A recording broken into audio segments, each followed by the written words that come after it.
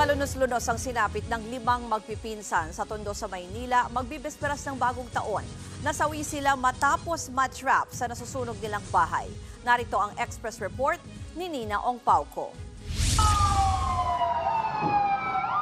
Bangungot na sasalubungin ng isang pamilya ang bagong taon matapos matrap ang 5 bata sa sunog na sumiklab sa kanilang bahay sa Tondo, Maynila.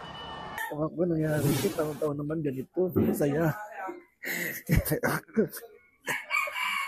Sana kayo, hindi ko kaya. Hindi ko lang kaya talaga. Pasensya na kayo. Lima yung apo ko, kinuha.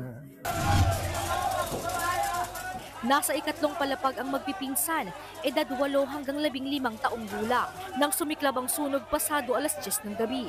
Ang dalawa sa kanila galing pang Cavite para doon sana salubungin ang bagong taon. Sa kitid ng eskinita, pahirapan makapasok ang mga bumbero. Inabot ng halos 2 oras bago naapula ang sunog. Ginising nga ako ng apo ko kasi naitibak sa set. Sabi niya, bang, amoy kuryente. Ayun nga, lumibot ako dyan sa third floor, wala naman akong naamoy. Pagbaba ko, nakita ko, mausok yung second floor na kwarto ng anak ko. Ayun, pinagtatadyakan ko yung pinto. Nung nagiba, tumalubong sa akin mga apoy na. Dito ko napunta sa terrace. Nagulat kami, nag-aapoy na agad yung sa second floor. Tapos yung sa second floor pala, parang kwarto-kwarto sila. Doon sila natutulog.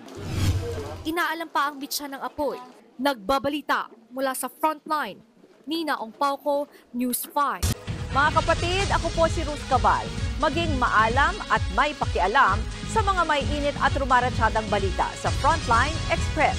Para maging updated sa balitaan, mag-subscribe lang sa social media pages ng News 5.